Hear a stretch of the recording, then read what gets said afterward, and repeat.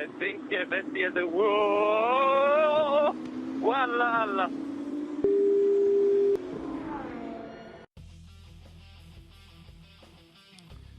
Hello there in Internetland. This is episode 16 of the 2023 season of the F1 Chat.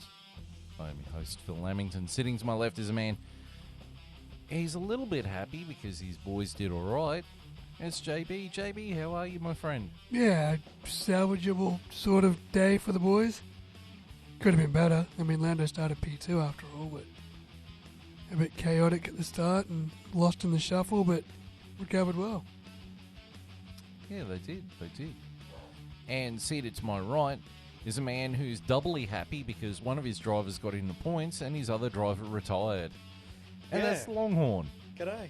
It was just like JB's boys, it was a salvageable drive by Alex Albon for points and a salvageable drive by Sogan Largent for his car because it was in the frickin' wall.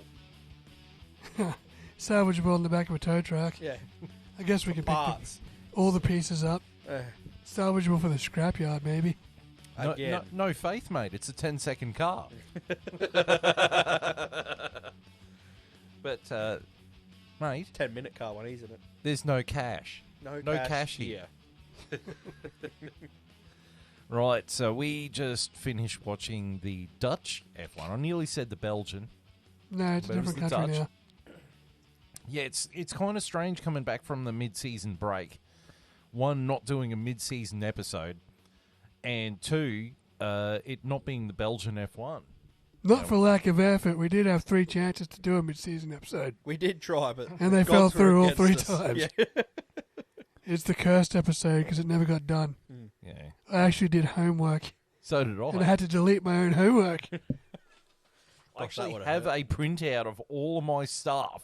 I deleted mine. I'm like, well, it's never happening now, delete. I don't know why you I'll never need deleted it. this ever again. Better just throw it away. Done. I wouldn't have deleted it, mate. We'll just do it at the end of the year for a makeup episode. It's alright, I've still got the cars on the USB somewhere. Right, okay.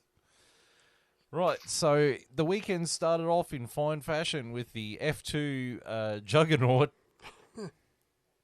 I don't know really how to explain it. It was pure bloody chaos. But for the F2 results, I'm going to hand it over to Longhorn. Longhorn, take it away. Chaos was the perfect way to describe this weekend. That was in being Formula 2. gentle about it. That was being very, very gentle. So to get into the chaos, we'll start with pole, and Jack Crawford took pole this weekend, the American. And then the chaos ensues. We start with the sprint race, as we always have a sprint race, yay for me. And we basically crash on the first lap in the wet, and we end up abandoning the race. So, yeah, there's your first... Free pass. Yeah, free pass, no sprint race for you. Yeah, free pass for there. But then we get on to the race that did actually finish with plenty of chaos in it. We get to the feature race, and we start with lap 1 because we can't get past the first corner without any chaos in F2 this weekend. And unfortunately for us Aussies, Jack Doohan spun out of the race after winning the last 2 feature races. Would have been good to see him have he was only 38 points off the lead, so with a few races left, a couple of good performances, could have clawed his way back to a title, especially the way the rest of this race went, because as I'm about to tell you all, the rest of the championship protagonists didn't have a great weekend either, but that was the end of Jack Doohan's race, unfortunately. And then we get to lap 10 with Théo Pourchaire spinning out on his outlap after changing the tyre and basically into the wall, out of the race. Why must you fail me? To add to it, it was a damp track. So it was a damp track, and a lot of guys were just really, really struggling to get any temperature or grip in their tyres. And Yeah, but hang on. This is F2. There's a whole bunch of damp drivers on the grid too.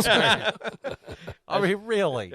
yeah. Every week we sit there and say, gee, there's not really anyone that looks like they belong in Formula One. Oh, from this here. race showed it. And then everyone who's like a leading contender for like possibly maybe going to Formula One next year all crashed out this race. All of them. And I was like, All of them look like Sogan Largent in Formula One. And the thing is, the only F2 graduate from last year into F1 was Sogan Largent, and he did the exact same goddamn thing. This is the crop of talent we have at the moment. Sogan Oh, Largents. my This is what's in God. F2 right now. It's a bit damp, Yeah. like the track. Yeah.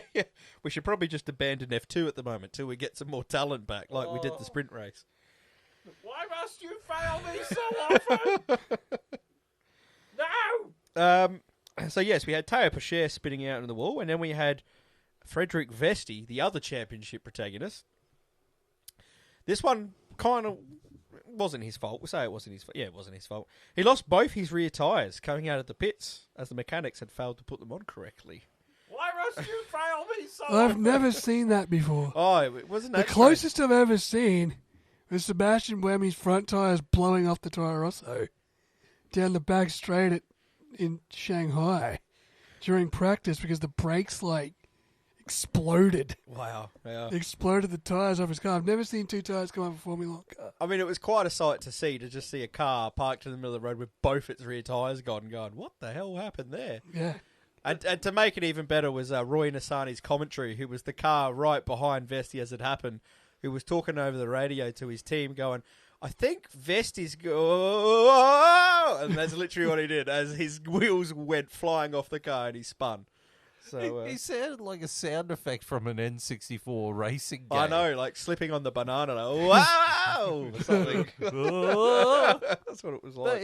Road Rash 64. That's what it sounds like. Whenever you wobble someone, they fall off. You hear him go, "Whoa." So, yes, after we got past the first 10, 15 laps of absolute chaos, we finally get to the end of the race where we have Clement Novalak, who's currently sitting 19th in the championship, only with 2 points to his name, and never a win, never anything to look at in his F2 career.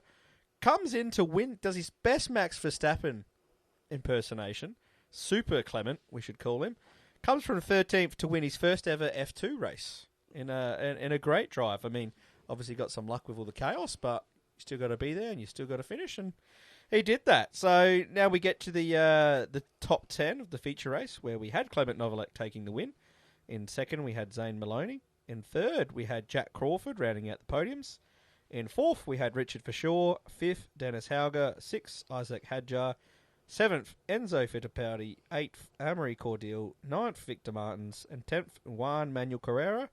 And that is the F2 results. Right. I don't think there's much you can say about the F2 race. Oh, It was chaos. I mean, if you get to YouTube and watch the highlights, worth watching. Yeah, worth watching. Definitely worth watching. I had to make sure I showed the boys this week because it was definitely Watching the highlights felt it nearly went for as long as the damn race itself. pretty much. But Pretty much. well, it was time limited, and that race was supposed to go for 41 laps. I think it only went for about 35. So it showed how much chaos there was. Yeah. But seriously, it shows that no one from F2 is ready to make the jump to F1. 100% what this race showed. Yeah, 100%. You know, we're coming to the end of the F2 season. They've only got a few races left. And you'd think the guys would be like I said, all the guys that are literally the top 3 or 4 in the Drivers' Championship, the guys that are leading this thing to put their hand up for an F1 seat, were just shocking this weekend. It was, yeah. Honestly, it looks like someone's pissing in the talent pool. Pretty much. Yeah. Someone has done a wee in the talent pool. That's really what it is. It's just... Not someone good. No. It's Yeah. no good. No. Sogan Largent has done a pee in the talent pool. It's not Max Verstappen's pee because they'd be talented and great. Yeah. No, it's definitely none of that pee in the water in No. F2. Nothing good at all. Yeah, no. So, yeah, I really don't see any of them going up to Formula One. They don't deserve it. Nah, not at all. All right, so we're moving right along to the F1 report. Take it away, JB. Right. Well, there was chaos in F2 and there was chaos in this one as well. Thank you to the great equalizer called rain. All right. The 2023 Heineken Dutch Grand Prix from Zandvoort. Another sponsorship deal we getting us there, JB. Loving it. Loving the work. I do like beer. We've got free flights. We've got non-alcoholic beer. Yep. And what did you give us last week? Some ship cruising. Yes, cruise. MSC We've got an cruises. MSC cruise to enjoy. Qatar Airways, Hitting Singapore Airlines. it big time here at the F1 chat. And some oil from Aramco. That's right, we love oil. Yeah. Breakfast, lunch and dinner. All right. Lap 1. Pole man, hometown hero, championship leader. Max Verstappen starts on pole position alongside McLaren's Lando Norris. Max holds off Lando into turn 1, but rain is falling instantly. Carlos Sainz passes Alexander Albon, but Albon takes him back in the following corner. The cars arrive in the stadium section and the rain is falling torrentially as they continue on slick tyres. Sergio Perez is the first driver to stop for inters. Charles Leclerc boxes for Ferrari, but they weren't ready for him, and they weren't ready with the tyres as he loses time in the pit lane. Lap 2, Max Verstappen pits as George Russell passes Lando Norris effectively for the race lead as they continue in the wet with slick tyres on as their teams say that the rain is going to stop soon.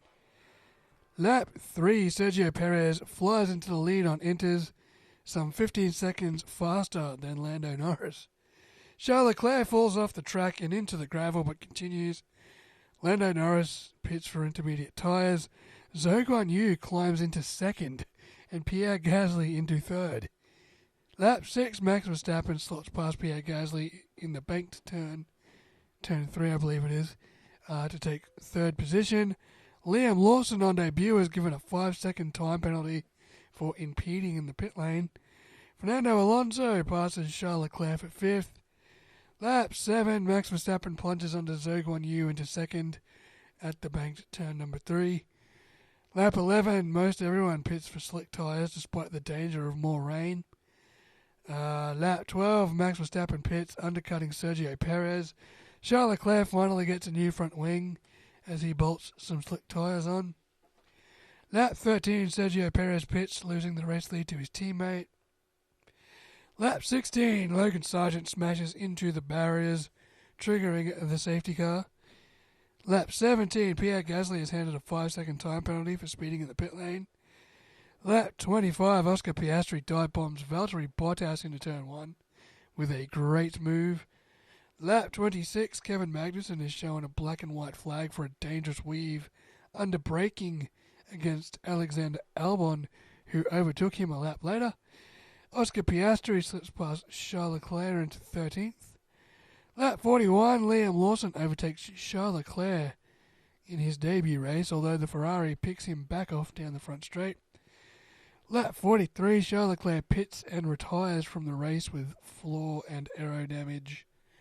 Lap 43, Lando Norris pits and gets out of the DRS train behind Tsunoda. Lap 45, Alex Albon pits for medium tyres. Lap 48, Carlos Sainz passes Yuki Tsunoda for 4th. Pierre Gasly pits, serving his 5-second time penalty in the process. Lap 49, Fernando Alonso pits, but the left front tyre gets stuck on, and he loses track position to Carlos Sainz and Sergio Perez. Lap 53, Alexander Albon passes Yuki Tsunoda for 7th. Lap 55, Yuki Tsunoda is passed by Lando Norris and Lewis Hamilton in the space of a corner. Lap 56, Alex Albon passes George Russell. Lewis Hamilton passes Lando Norris. Lap 59, George Russell has a heart-stopping moment into the fast sweeper, touching the grass on the left-hand side and nearly rotating at very high speed. Lewis Hamilton, taking advantage a few corners later as the massive rain cloud approaches the track. Lap 61, Sergio Perez pits for intermediate tyres, as does half the field. Lap 62, Max Verstappen pits for inters. Lap 63, Sergio Perez spears off at turn 1, losing second place to Fernando Alonso as the rain pelts down hard. Lap 64, Zhou Guanyu slams into the wall at turn 1, triggering a virtual safety car. Max Verstappen pits for full wet tyres, as does Sergio Perez, but the race is red flagged. Lap 67, the race restarts. George Russell passes Lando Norris. Sergio Perez is noted for speeding in the pit lane and is handed a 5-second time penalty for it. Lap 68, George Russell pits out of the race with a puncture. that he sustained in his battle with Lando Norris. Lap 72, Lewis Hamilton has a look down the inside of Carlos Sainz, but the door closes on him. Max Verstappen wins the Dutch Grand Prix from Fernando Alonso and Sergio Perez, but Sergio Perez loses his third place to Pierre Gasly with the 5-second time penalty. Fernando Alonso gets fastest lap and driver of the day. So the winning trio, Max Verstappen wins the Grand Prix. Fernando Alonso for Aston Martin was second. Pierre Gasly was third for Alpine. Sergio Perez was fourth for Red Bull Racing. Fifth was Carlos Sainz in the Ferrari. Sixth was Lewis Hamilton in the Mercedes. Seventh was Lando Norris in the McLaren. Eighth was Alexander Albon in the Williams. Ninth was Oscar Piastri in the McLaren. And 10th was Esteban Ocon in the Alpine. So that was a rather eventful race. Thank you, Rain. That was rather chaotic. But it was chaotic in a good way as a viewer. Yeah. Even though it was Max Verstappen skating off into the distance as per usual. That was inevitable. Yeah. But you had a lot of overtaking on it. And again, it's one of those old school tracks. And it's the old school ones that bring the racing. Yeah. Yeah, that has historically been the way this year, hasn't it? Yeah. Getting away from those shitty street tracks like We said that once we hit, was it Hungary? Was the sort of the start of the, the good races. Yeah, once we hit that, I remember saying, gosh, it feels like, now it feels like we're at Formula One again. Like, Yeah. this is when you start feeling like you're at the races, you get the good ups and downs, and ever since Hungary, we've had some really good racing. Yeah, Even though, as you've said, Max Verstappen's drove off in the win with them all. I mean, it should be noted too, Max Verstappen just won his record-equaling 9th consecutive race. He's equaled Sebastian Vettel's record. From 10 years ago. Going in there, in a Red Bull from 10 years ago. Yeah. Going into Monza, so... Well, but I mean, as you guys said, while it was status quo at the front, you know, the racing's been excellent on these traditional tracks. Yeah, with the mid-pack and everywhere else, it's been great. Yep. And there was so many overtakes onto turn number 1 and Big Banky Boy. Yes, Big Bangy Boy was turn excellent. 3, you can take like 3 or 4 different lines. Yeah. It's crazy. And the beauty of this track is, because it's a classic track, it's a vintage track, there's so many overtaking opportunities. And it's got so much character to it. I mean, the first corner is called, what, Tarzan? Tarzan. I don't know why. You know? It's an odd name for a corner. But the corners have got names. Yeah. And any track that's got corners with names, It's a winner. it you know, Means it has history. yeah, it's got heritage, it's got history, it's got tradition, and it's something that this sport still needs to cling on to. Yeah, I mean, it creates the great racing we want to see. It creates the racing, these tracks, you know? We had a great race. It's a track that's built to be a track, not built to be a spectacle, or it's not built to fit a purpose-built facility, or it's not built with Herman Tilke's lack of imagination. Yeah. It's not. What it had was like 300,000 Dutch people standing on a fucking sand dune, dancing in the rain. Yeah. Like, the red flag came out. We didn't see it because Fox Sports cut it out. It was half an hour that the Dutch were just dancing. Yeah, They were dancing and singing in the rain, like waiting for the race. The red flag was for 40 minutes. Yeah, I'm sort of glad Fox Sports cut that out. Well, I fell asleep during that 40 minutes. It felt like 20 minutes when I was watching the race last night. Oh, mate, this time 24 hours ago, I was asleep. I didn't even make it anywhere near race start. I was exhausted. I had just finished playing my final gig in the band. Well done. Yeah. Good rap. Good career. Nice work. Unless the new bass player's not up for it, then I'll be back in this weekend. But Play hardball, mate. Yeah. yeah. But right, I'm going to move on to the key drivers now. Key drivers. Not. I'm so Surely glad not. this picture's made it in. Surely not. Legend has it he's still there. For the listeners right now, not listening on YouTube, It's basically Sogan Largent sitting in the grass after his car was in the wall. He stayed there for a long time. A long time. He sat there contemplating, what am I He's doing like, here? what do I say to The the same team thing when I I've been go back? saying all year, Sogan. What are you doing here? Leaving the team, mate. I hope. And he's Take wearing- one last look at the Formula One car you won't be driving next year. You know what the funny thing is? He's sitting there, he's got his helmet on, and it's got the American flag. You just sit there going, that sums up your entire driving style Just right like, there. freedom isn't free. It takes folks like you and me. And if we all don't chip in $1.05, how will Williams survive? Because you keep bloody crashing. He's the first American driver to crack the top 10 in, like, since Scott Speed, I think.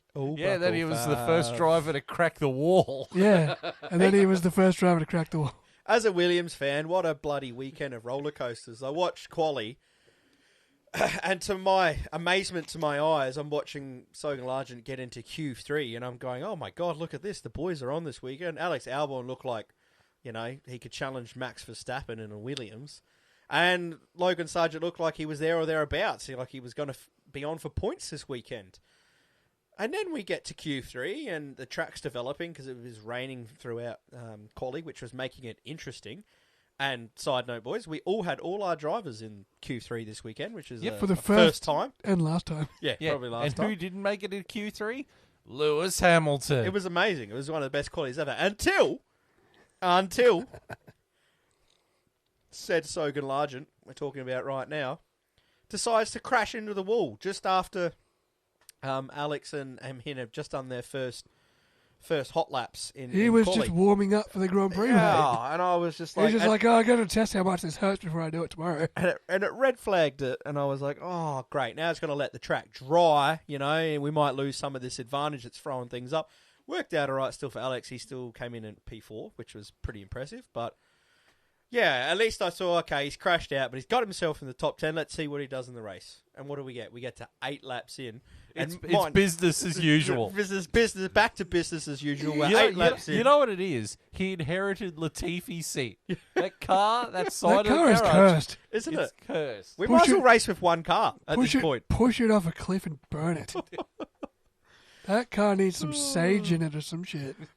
Well, we get to the race, and we're at late. At 8. Oh, my God, I can't even talk. I've had too much sugar today.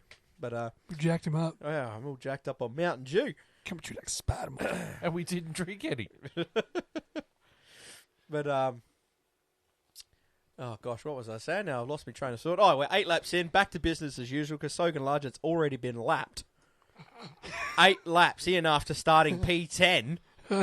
And, I mean, some of it's not his fault, because, Williams forgot to look outside and notice it was raining, because we're still driving around in softs. I'm watching... Both of your drivers. It's not even like Alex pitted in. Alex Albon's down at 15th, driving, and I'm watching JB's Bahrain adventure where he accidentally put the rain tyres on In the the dry. Formula One game in the dry. I'm watching that in real time. Yeah. In real time, while every other car's pitted and put the inters on 6 laps ago. And I'm going, what the hell was going on? I was so excited. Both drivers, 2 bloody top 10, Williams, here we go. We're on for double points. And all of a sudden, we're like 15th and last in the softs in Yeah. heavy rain. Like, That's sort of the way it happened for McLaren too. yeah, Because Lando was P2. yeah. And then the rain came and they stayed out until lap 3 because all the teams were adamant, despite it pissing down, Yeah. it's only going to last 2 or 3 minutes. Yeah. And to be fair, by the time they got to lap 11, the track was bone dry again. Yeah, but But they had lost too much time in not but- pitting for the yeah, inters they had that lost- they thought they'd save. Like, by the time the rain had stopped, the drivers still on soft, slick tyres had lost 15 seconds. yeah, Sogan Largent had lost 3 laps. Yeah, basically. Oh, but anyway, that's my Williams rant. He actually wasn't on my key drivers. I just put that photo up for shits and giggles. Serious question: should he be just replaced tomorrow? Yes. If Shouldn't he? if AlphaTauri can do it to Nick DeVries for Yeah. less, Yeah, for way Yeah. less. for way less. Hey. What? Like Nick DeVries arguably didn't really do anything wrong in compared to Logan Sargent. Look at the flack Mick Schumacher got from Gunter Steiner Yeah. for 2 crashes. Who's He Williams? guy has 2 crashes a weekend. Who's Williams' like reserve driver? Or We probably can't afford one. because to be I know Stoffel Van Dorn's floating around in an Aston Martin shirt, but I think if they were to ditch Logan Sargent, they would get Mick Schumacher. I think on Mick's loan from actually- Mercedes. Yeah, I think Mick's in line to jump in if needed. surely They if should the make option call was there, now. Yeah, they should make the call now. If you pray enough, it might happen. I'd be sending Mickey Boy a sneaky little text message, I reckon. I'll have to hit Hey, him up on, hey, what on you up to? Instagram. I'll What DM you- him. Yeah. Hey, what you up to next week, man? You want to come to Monza? What are you doing? Want to come to Monza? Tell you what, get in that car at Monza because that Williams is slippery in a straight line. Yeah, I'm looking forward to it for If it doesn't young rain, Alex. I need it to not rain. Yes. But anyway, we're looking too far ahead. We haven't finished getting through this race review yet. Key drivers. Right, key drivers. My first key driver was Fernando Alonso. Yeah, I think brilliant. he drove really brilliant That race. was the race Aston Martin needed. Yeah. Because they haven't been on the podium since Canada, so that was a big.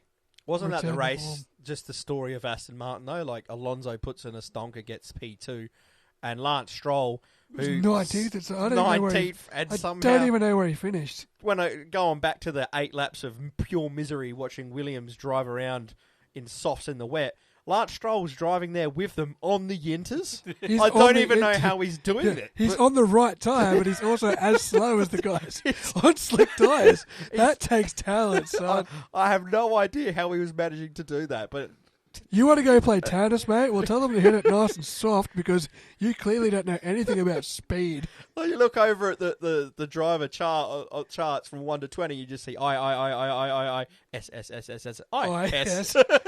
Who's that guy on intermediates Hang at on, what's 19? going on here? Let's Stroll on Inters. Stuck behind Alex Albon on softs. On a wet track. On a wet track. You just drive around him, but that'd be too easy. Did someone tell Stroll that he was driving the softs? Oh. And he's just tooling Yeah, I around like... forgot, yeah. Oh, I got no grip. Did you play a prank on him and just be like, oh, we're going to send you out on slicks? No, his old man's playing a prank on the entire F1 grid. He's That's going what to... it is. I swear to God, if he's not playing tennis by next year, Oh, he needs to be, Lawrence Stroll needs to be sacked. Driving takes with Mazepin. No, he's Canadian. He'll just be playing tennis. That's what he wants Going- to, apparently, doesn't he? Going from irrelevancy on the track to irrelevancy off the God, track. imagine being that rich that you just like, my dad bought a Formula 1 team and I'm not good enough, so now I'm just going to go play professional tennis. What was that Like, meme I shared in the group chat? Lawrence Stroll just buying ex-world champions to, like, make his son quit or something. Yeah, yeah. It's just like his son won't quit on his own, so I just buy all these ex-world champions to kick his ass and make you quit. Make you quit on his own, yeah. He keeps sitting there going, Dad, I can do better next year. Sure you can, son. Yeah, here's a tennis racket. Take your bat and ball and go home, mate. Please. Right, the next driver was actually Pierre Gasly. Yeah, good weekend. man. Even though he did He some... got a 5-second time penalty and still got third. Yeah. But him and Alonso both did some dicey overtake maneuvers too. Like, they were bumping and pushing people and stuff. Even though the worst for it was either K-Mag or Yuki Tsunoda. Like, those two were trying to put people in the wall. Yeah, that was some crazy Yeah, shit. from K-Mag's both of one them. on Alex Albon was bad. He Yeah. got the black and white flags for that, Yeah, as he should have, because, yeah. that was dangerous. Yeah. My next key driver was Carlos Sainz. In an underpowered Ferrari shitbox to manage to get fifth. That's Seeing not that- too bad. Yeah, He did it right. yeah, especially seeing Charles Leclerc lost his front wing from hitting Gasly, or getting hit by Gasly. But it wasn't just his front wing. Like, I think he had a little bit of suspension damage or something. That's why he was tooling around in no man's land, going backwards faster. You could say, fucking Logan Sargent's backwards. I'll tell you what, this weekend, I know we've sort of briefed on it before, but this weekend showed to me, in my opinion, that I don't think Charles Leclerc will ever be a world champion. I was thinking about it when I was watching the race last night. You know who you can compare Charles Leclerc to? Jean Alesi. Jean Alesi, when he came into Ferrari, he was the great white hope for Ferrari. I think he only won, one race or He something? won one race. One race. I got it right this time. Yes. Won one race for Ferrari. Charles Leclerc's had more wins, but I mean, He's good over one lap. He just doesn't have Charles Leclerc's chance was last year, and he shat the bed. That's when he lost it. Yeah, I reckon he's lost all his confidence from that. You know, the moment I can picture is the no moment. You know, when he's like, no, when he went off into the wall spun ahead. off in France. Yes. That was, and he to was me, leading that race for like 7 seconds. that was his career. Like, when I say gone, it's like he'll be in Formula One for a while, but to me, that was the end of the confidence he needed to be a world champion. Yeah. It's gone, in my opinion. And I don't know if he'll get it. He won't get it back at Ferrari. Maybe he gets it back at another seat, but to me, he's just not. He makes so many mistakes. Like, in qualifying, he was just going off the road. I mean, he crashed. Red flag, crashed. It's just, he's so sloppy to me. I mean, over one lap, you'd put him up there as top 3 driver on the grid, because over one lap, he's incredible if he can get through unscathed. But over the course of a race, I just don't see a world champion. I don't see a world champion with him or Carlos Sainz. No, that's right. I don't see him both. I see Carlos Sainz being like, he's Sainz a Valtteri Bottas. He's a great number 2 to help push out number 1. But Ferrari don't have a number 1 in my opinion. Because Charles. If Carlos Sainz is the number 2 driver for Ferrari, but the problem is he's outdoing the number 1 driver. Exactly, which shows you how Charles bad. Leclerc's supposed to be the number 1 driver, and Carlos Sainz is supposed to be the tail gunner. But I'm pretty sure Carlos Sainz is ahead of Charles in the championship. Yeah, just through sheer consistency. It's just the problem is you sit there and go, well, who's going to replace him? Alex Albon. Yeah. Genuinely. Right now, Alex Albon is a number 1 driver. Yeah, he is. He really is a number, and I know you could just say that easily because he's got so good Largent next to him, but I just mean that I feel he could go to 8 of the 10 teams and be the number 1 driver. It's the same thing we were saying about George Russell before he went to Mercedes. Yep. It's that same thing. Yep, he's it's in like that he is ready. echelon right now. Yeah, yeah, 100%. he's ready. He's ready to step up to a top team. 100%. My next key driver was Lewis Hamilton. Yeah. You know, he started 13th. Yeah, he went up and down, didn't he? Yeah. He pitted late, I think, so dropped him down to pretty much at the back of the grid at the start. Both Mercedes, they pitted late, and then he sort of made his way back up, pitted again, and then made his way back up. It was Yeah, he just sort of chipped away at it. Yeah. My next key driver, I think we can guess this one, Alex Albon. God, guy's amazing. You know, he is on form, and he is dragging that Williams along with it. Oh, he's dragging the entire organisation. I mean, he's got every one of our points. He's got more points than, 3 constructors on the grid, on his own in a Williams. He's just up there every single time. He doesn't make mistakes. He's, rarely seen him make a mistake. He's incredible in his time management. Like we just said just a couple minutes ago, he's a number 1 driver. Yeah. He's definitely grown into that. And right now, he's the hottest property there is in Formula 1 outside of your Max Verstappen's and your George Russell's. Yeah. To me, he's ready for a top 3 team. He's ready to lead. He's got that 2021 George Russell feel. 100%. He's ready to jump out the Williams nest and fly in a big team. I'll be honest, to me, he's even impressed me even more than George Russell did at his time in Williams. And George Russell was bloody impressive. To me, Alex has even put the bar higher. Yeah. To me. So, yeah, the sky's the limit for Alex. I hope we can cling on to him and help him keep leading us Williams up the chart. But we've got to start making some calls that show we want to back him and we want to push ourselves up. That means getting out of the Mercedes power unit, and it means picking a bloody second driver worthy of being in a Formula 1 car. How many more years is Alex's contract at Williams? It's up this year. No, I think he's got one more, I thought. Has he? I thought he did. I thought his was up in 25, because he signed a new one. Was it the start of this year? I thought he signed a 2-year extension at the start of this year. Or it might have been the end of last year. I'm pretty sure he's still got next year, I think. Well, yeah, I mean, regardless, this probably has to be his last Williams contract. Oh, 100%. Unless something drastically changes with that car in the off-season. Yeah. He has to test the market now. Well, for me, his stock is at an all-time high. For me, Williams seems like it's on an upward trajectory. Yeah, to be honest, I think the car's improved. We've just got a horrible second driver, honestly. Because, I mean, you're seeing what Alex is doing. If we maybe had at least maybe someone not doing as well as Alex. It's just like a Carlos Sainz type, maybe scrapping in some extra points. Yeah. Williams would be looking good and would be looking like one of the teams on the up. Because, I mean, we're looking like one of the teams on the up just off Alex Albon alone. Yeah. So I imagine if you actually threw in another driver with some capable driving skills, Like a Nick De Vries. Nick De Vries would have been. I would much rather have seen him this year in our car. Who knows if he would have? I mean, he would have been. I can tell you now, he would have been better than Sogan. But Yep. yeah, like a Mick Schumacher, just someone else. I mean, next driver we get, it cannot be this rookie. You know, to me, we have to kind of go the Haas route. We have to find a whole like someone who's just going to come in. I hate to say it, clean pair of hands, like someone who's just going to come in and be a steady number 2 with Alex. Alex is going to keep leading the team, and hopefully we keep making the improvements, and hopefully the second driver can at least get us some freaking points instead of the wall. Like, Yeah. Which then brings me, funnily enough, to my next key driver, which was Oscar Piastri. Oscar Piastri this year, Rookie of the Year.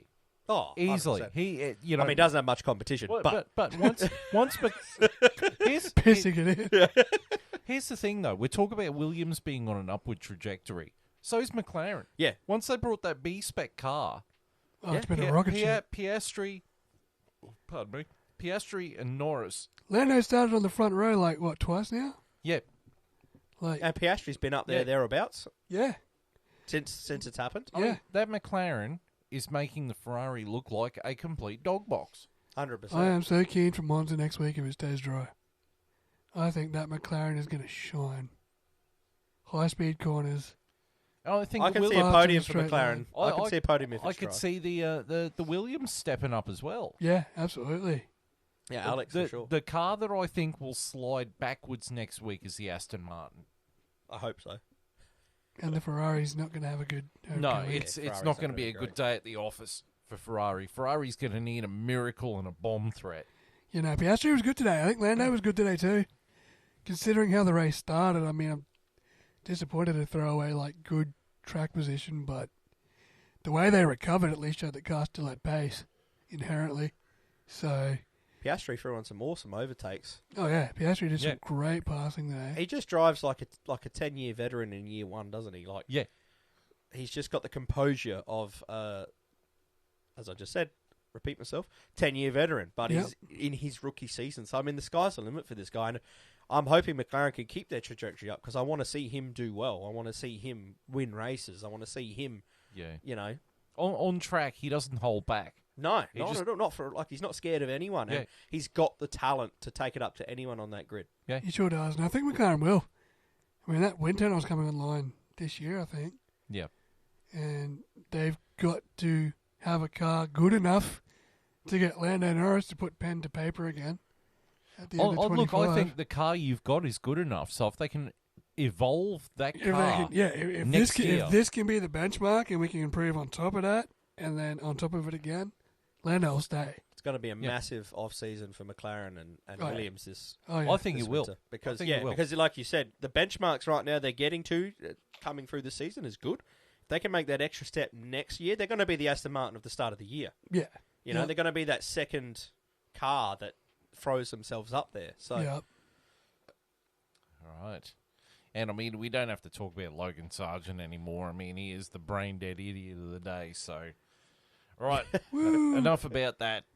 All right, we get to the news items. The first news item is Daniel Ricciardo is out with a broken hand that he broke during, I think it was FP2. He's already had Yep. surgery on his hand to repair it. Yeah, it was his wrist, I think. yeah, He said hand, but it was his wrist. I think that's his season. well, Lance Stroll did double wrists and come back in 3 weeks. Do you think Danny can pull off a miracle like that? Well, he's got a metal rod in it, so I reckon he'll be back. When's Singapore? 2 weeks, 3 weeks? Yeah, it's about a month. Yeah. Yeah, he'll be back in Singapore. Yeah. He'll be right. I hope so. I don't know. I think look, if he was to come back, I'd say he wouldn't be back until Las Vegas or maybe Mexico. But because of the thinner air and the higher altitude at Mexico, I don't think for safety reasons he should be there. You could develop a blood clot or anything something. like that. Yeah. I think he should take the rest of the year off and start working on next year's car for AlphaTauri. What I don't know, it depends on how bad it is. Yeah. I mean, a brake with a rod in it, 6 weeks tops, I reckon. Yeah. 6 weeks, man. I mean, if he can keep reasonable strength in it, Well, I mean, look at Robert Kubica. maybe he'll lose. Maybe he'll miss 2 races. Maybe he'll miss Monza in Singapore and he'll be back. Either way, it's an interesting opportunity for Liam Lawson. Yeah. Who showed a clean enough pair of heels. You know, didn't Did set the fine world on for- fire, but he did just fine. I mean, he ended up finishing higher than Yuki Tsunoda this He weekend. passed Charles Leclerc, Yeah, he passed Charles which Leclerc. is pretty yeah. cool. And Sogan Largent. Everybody passed over that. And George Russell. Yeah, I guess by the end, technically. All right, the next news item is that both Kevin Magnussen and Nico Hulkenberg have re-signed with Haas for next year. Yeah, sticking with the safe pair of The hands. solid pair of hands, yeah. I think the problem They haven't is had the too car. many crashes this year, so that's good. Solid pair of hands at the back. Good for Haas. Yeah. Good yeah. old Haas. Just we've like come we to know, predicted. Hey, yeah. Vanilla drivers, vanilla team. Yeah, we got that pretty much spot vanilla on. didn't we? results. You're going to have a safe pair of hands in 13th and 14th, and Yeah. that's what we're getting. That's what we got, 100%. Yeah. All right, and look, we reported on this about with the last episode, the turmoil going at Alpine, but I kind of want to explain it a little bit more because we spoke about how Otmar Zafnauer and Alan Permain were both booted from the team. But we left out that Pat Fry has willingly left the team to go to Williams. Yeah, That's a big get for Williams. it's a big coup, yeah. And you look, I'm not trying to offend the Williams fans or anything, but shit's got to be bad at Alpine if you're ditching to go to Williams. Well, I think we've said it already this episode. Williams is actually on the upward trajectory, and Alpine's on the downward slope. Alpine Yeah. ain't going nowhere. To be fair, though, Pierre Gasly was on the podium. True. They seem to always do this after they have something bad goes on at Yeah. Alpine. Someone comes out and does it in a decent performance, and they Alpine- go quiet for All of a sudden, fucking someone's on the podium. then But- they go crap for 10 races. Yeah, they're not consistent. yeah. That's what the problem is. But to go through the entire woes of Alpine over the last month, I mean, they had Laurent Rossi as their CEO at Alpine. And then he gets moved to being the CEO of Alpine Special Projects. So they created a position, right? Because that wasn't even a position before, was it? No. Yeah. And the president of Renault, Luca Di Maio, he brought in a guy named Felipe Creef to replace Laurent Rossi. And then they had a VP of motorsport.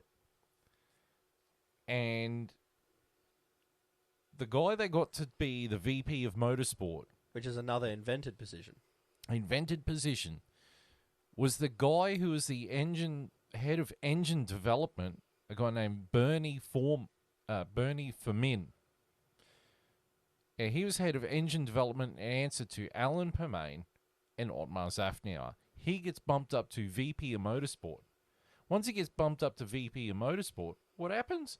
Otmar gets let go, Alan Permain gets let go, and Pat Fry pisses off. Clearly, there is some kind of sketchy issue going on at this team. They've just got a bureaucracy. It's been a problem bad. by I the mean, sounds. as that video from the race showed, from 2019 to 2023, there's been like every position in the company has changed hands. Yeah. Every single position multiple times in as well. 5 years. Some of them multiple, some of them once or twice. But And the No worst thing, consistency, yeah. the worst thing is people are saying that there's going to be a new team principal because Bernie Fermin is the current acting team principal. And they reckon Matteo Binotto's coming back to be that team principal, but he wants to run a team. He doesn't want to have to answer to people up above like he was at Ferrari. Which is, sorry, go on. The problem is at Alpine, that's what's going to happen. He has to answer to a hierarchy of all these people, including Bernie Fermin, Felipe Creef, and the CEO of Renault, Luca Di Maio. And that was actually the criticism of Alpine from, was it Alain Prost. Alain Prost. Alain Prost, his criticism was that, like, if you look at the formula of the teams that do well, that have been dominating for the last 14 years, as in Red Bull, Mercedes, the buck stops with Christian Horner and the buck stops with Toto Wolff. Yeah. Whereas in, as you just said then, with Alpine, they've got like 4 different hands to answer to. I just think they've got a complete bureaucracy problem with no actual clear leadership or plan of where to go and what to do. How are you supposed to run a race team if you've got to answer to 2 people? Well, look at Toyota. You can't make any decisions. Yeah, you got no control. Yeah. Look at Toyota's F1 team. They had to answer to the board of directors at Toyota in Japan. That's what sunk them. And they couldn't make a decision on the track. They had to let Japan know what they were doing on track.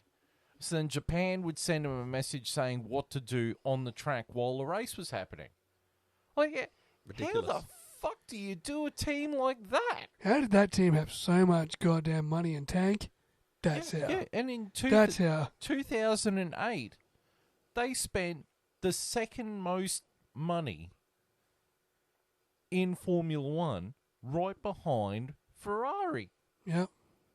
And they finished, I think, 8th in the constructors. Because that's how they were running a team.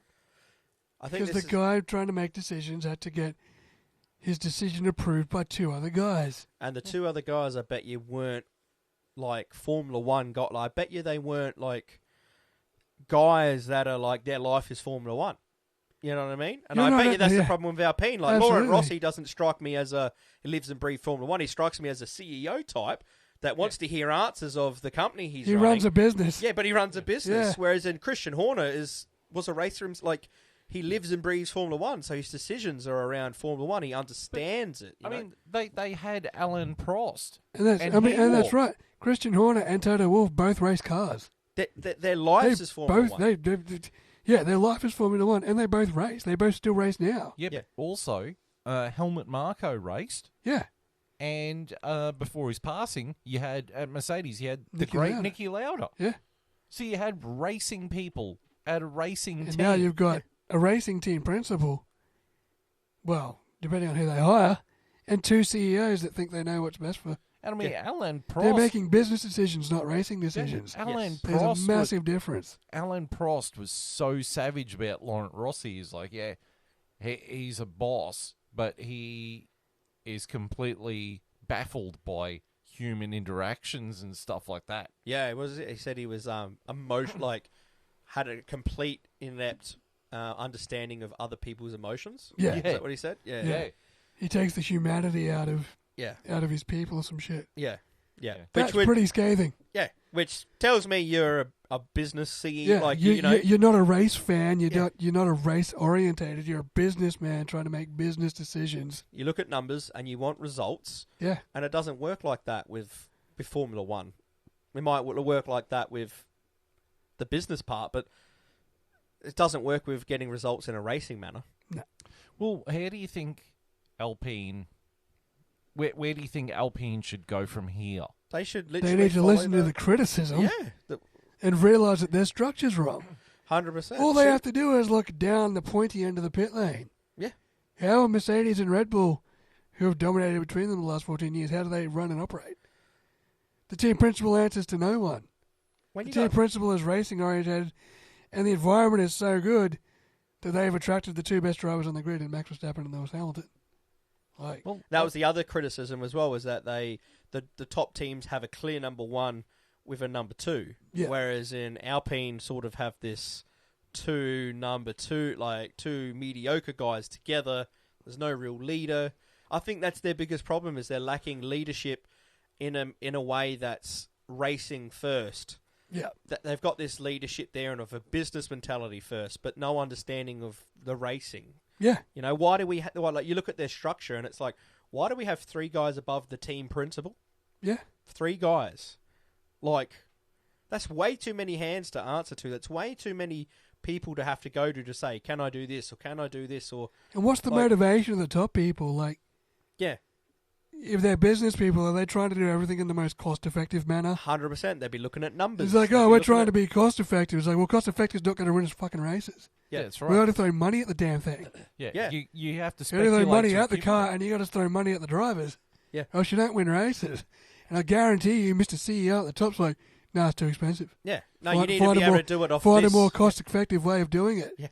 Well, you're in the wrong sport, buddy. Yeah, well, want if you want to cost-effective. save money, you're in the, this is the big roulette table, friend. Yeah, Yeah, that's but it. look what they've done. I mean, last year they lost Fernando Alonso.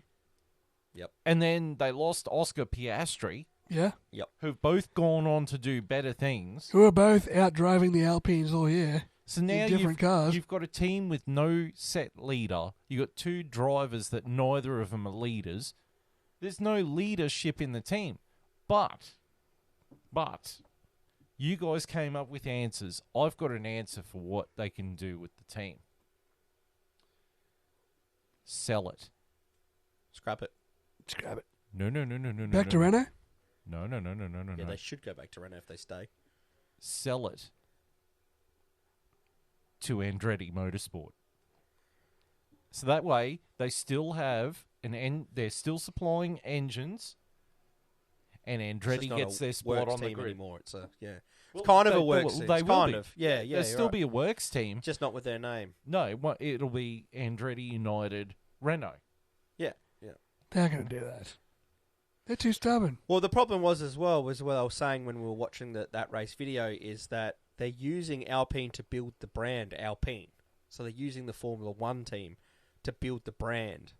So it feels like it is all a business thing, whereas It's an they're using the advertisement. Formula One to advertise Alpine to build that brand outside of Yeah, Formula One. The But problem, the problem is that you can't win races that way. you know? the other problem is they're building a brand that no one gives two fucks about. No one outside of France gives a fuck about Alpine. Yeah, you not know, if you're not going to Have win. you seen Alpine cars? They're ugly as fuck. And not if you're not going to win. Like, Yeah. if you wanted to build your brand up, you need to be, like, the best. Like, throw money at the team to win races, be the At fastest. least the Renault Like- Clio looked half decent. yeah, look good. The know, Alpine looks like but- dog shit. But if you're gonna advertise Alpine, which is high-end sports cars or whatever, put it in Le Mans. Bring Yeah. this team back to being Renault F1. Rebadge it as Bugatti and just like do real cars. Bugatti's owned by Audi. Oh yeah. Yeah, no, I guess that's true. Peugeot. Yeah, But at least Peugeot. Peugeot has a Le Peugeot. Mans history. Peugeot. Yeah. Peugeot. Do you think this is why maybe Danny Rick left? Just Even to though love the Renault turmoil. seemed to be doing all right at the time? I think Danny left because McLaren came a-calling and he went, McLaren. I've Yeah. got to drive for McLaren. I want to drive for a name team, A like legacy McLaren, team. Yeah. a McLaren or a Ferrari. I mean, Williams was in the dumps, so he's probably gone, fuck no. But if he had an option to go to Ferrari, I think he would have gone to Ferrari over McLaren. Yeah, absolutely. But when McLaren or Ferrari comes a knocking, you answer that door. and McLaren threw the checkbook at him too. Let's not forget. You know, if a Mercedes, a McLaren, a Ferrari, or a Red Bull comes and knocking at your door, you Hopefully open, soon a Williams. I'd love to see that Yeah. day again. but you open the door and go, Yeah. come on in for a coffee and a fucking iced Volvo. You know, if it's bloody Haas, you sit there and go, oh, I don't know, I don't think I really want to let you in my fuck door. You know, Please don't break my fuck door. I'd rather sit out. but I think the best thing for the team would be to sell it to Andretti United. Yeah, if they don't want to spend money to win races and they're frustrated they're not winning, then that's 100% what you got to do. Because as you said, JB, you're at the big roulette table. You've got to put your money where your mouth is, and not even so much you got to put your money with your mouth. Like, you're not going to have to spend excess amount, but you got to get your structure right, and you got to get your structure to revolve around racing and not worry about the numbers of the cost of it. If that makes sense, like you can't look at it and be like, you can't look at it as a business as how do we get the most amount of returns. It's one of those businesses where you keep putting your money in and the returns you get is on the what the value of that team brings, if that makes sense. The asset grows, not the returns you bring in year out. You lose money. The only way you get money is by winning. That's right. The So rest of the time, you lose build money. the asset. Yeah. It's not a cost-effective sport. It's a cost-spending sport that you earn money back by good results. Sometimes you got to spend the money to get it, though. Yeah, you got to speculate to accumulate. Yep. And it just feels like the accountants at Alpine are They want running to do the it on a place. budget, and it just doesn't. And they work. don't have any imagination. And the But I reason mean, it's not all doom and gloom. They literally got third today. Yeah, but then the next race they'll probably crash into each other. Yeah, I know. or But there'll I mean, be they've nowhere- got yeah. they've got to build on the positives, and they can take this as a positive and go from there. Mm. But I mean, they've got to do it in the right way, and I don't think they're doing it the right way. And a lot of people don't think they're doing it the right way. Yeah. All right, so we're going to move right along. That's the end of the news for this week. We're going to move to the driver standings. The hell? I put it around the other way. The driver standings, leading the championship is Max Verstappen for Red Bull. He's on 339 points. Second place is Sergio Perez with 201 points. Third place is Fernando Alonso with 168 points. Fourth place is Lewis Hamilton with 156 points. I can't believe this. That Natalie Pinkham? Pinkham, yeah. She reckons Hamilton's going to finish second in the championship this year. Is she watching the same F1 that we're watching? She's watching like 2021. Oh, God. She's probably watching Lewis Hamilton's OnlyFans or something. Jesus. In fifth place is Carlos Sainz on 102 points. Sixth place is Charles Leclerc and the other Ferrari on 99 points, who's tied with George Russell, also on 99 points for the Mercedes. Eighth place is Lando Norris with 75 points. Oh, my God, I can't believe I'm about to say this. Ninth place is Lance Stroll on 47 points. Oh, gosh, what the fuck? Hurts to see that. And in 10th place is Pierre Gasly with 37 points in the Alpine. Jesus.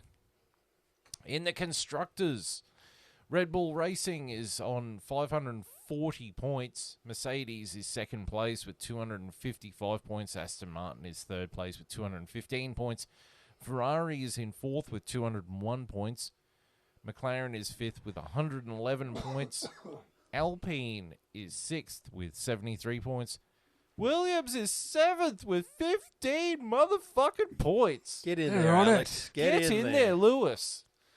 Haas is eighth with 11 points. Alfa Romeo is ninth with 9 points. And AlphaTauri is dead fucking last with 3 points. When did they say they could wrap up the constructors? Red Bull? Monza. That's next week. So if they won 2 at Monza, it's over, right? Yeah. Are they just going to go home for the rest of the year? They've more than doubled Mercedes' total points. Yeah, but Max Verstappen scored more points than Mercedes in total. That's scary. That is bloody scary. When can Max Verstappen run with the drivers? I mean, Sergio Perez has got Now. the same amount of points as Ferrari. On his own. On his own. And he's been dog shit. Yeah. It's been terrible. He's been, like, not good at all. I don't get wow. it. Wow, that puts it into fucking It perspective. does, doesn't it? I don't know, Sergio Jeff. Perez on his own has scored as many points as Ferrari as a team. Mate, look, you're being That's terrible. You're being very rude here. There's no cash here, mate. No cash here. There's no cash. There's no cash on that roulette table for Ferrari either. Just trying to relax, all right? I'm You just have trying to a relax. Have a drink. Mate, I'll give you 20 seconds to provide me with some fucking cash, or I'm going to fucking shoot you. If you have seen Chopper, go watch it. Well,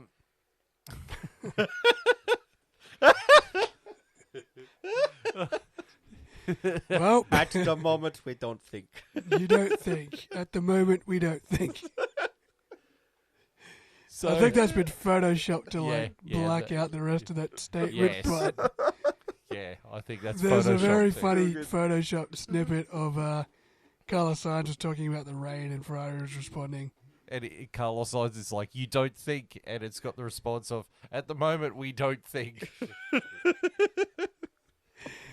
That's great. You know who else didn't think? Frederick Vesti's pit crew. Yeah, it's mechanics, yeah. Yeah, they don't think either. Not at all. It's like the two of them shared a blunt or something just before he came in. Like, oh shit, we got to put the tires on. No, they were having ice cream. Yeah. They were having ice cream. They were waiting for Cole Trickle's like, I need new tires. Did you see the Red Bull video like before the weekend? Max and Checo were like doing some sort of like, you know how teams do like fuck around videos with their drivers. They're doing cooking or some shit. No, they're doing like a quiz. Yeah. And they're like, oh, what's the national flower of the Netherlands? And Sergio's like, weed. And Max is like, it's not weed. It was hilarious. It's the national flower of the Netherlands. Weed? I mean, it can't be far off the truth. Yeah. You're not wrong. They've got Amsterdam and like Tomorrowland, so how good. Right. Well, speaking of Tomorrowland, the next race is next weekend, which is the Cathedral of Speed. It's Monza. We're back in Ferrari country where the Tifosi are getting ready to be fucking disappointed. Are you ready for mediocrity? Yeah. Are you ready for Charles Leclerc to fuck it up again? Are you ready for Charles Leclerc to just plow into that turn one chicane? Are you ready No! for the, Are you ready for the Ferrari strategy department to be really high as a kite after their trip to the Netherlands? Yay! I'm keen. I reckon McLaren's on for a good weekend, and so's Williams. Yeah, I reckon. And Ferrari isn't. Yeah. Ferrari's going to be like 7th and 8th. We don't think. We don't. We are checking. You don't think? At the moment, we don't think. Right. So on behalf of JB and Longhorn and myself, thank you for tuning in. We will see you next week. Don't forget to follow us on the socials. That's the one, yes, the Our socials. You can follow us on YouTube on the Vindicator 18 channel, on the F1 Chat 1 channel. We are on Facebook as the F1 Chat. We are on the Rumble on the F1 Chat. We are on the Twitter, or the X. The X. It's X. X going to give it to you. Yeah, it's a stupid name. But X, the F1 Chat 1, and we're on the Spotify as the F1 Chat. And after all that crap that I completely keep forgetting to write down, hopefully this time I actually type it up for the YouTube video. Thank you for tuning in. We'll see you next week. Until then, bugger off.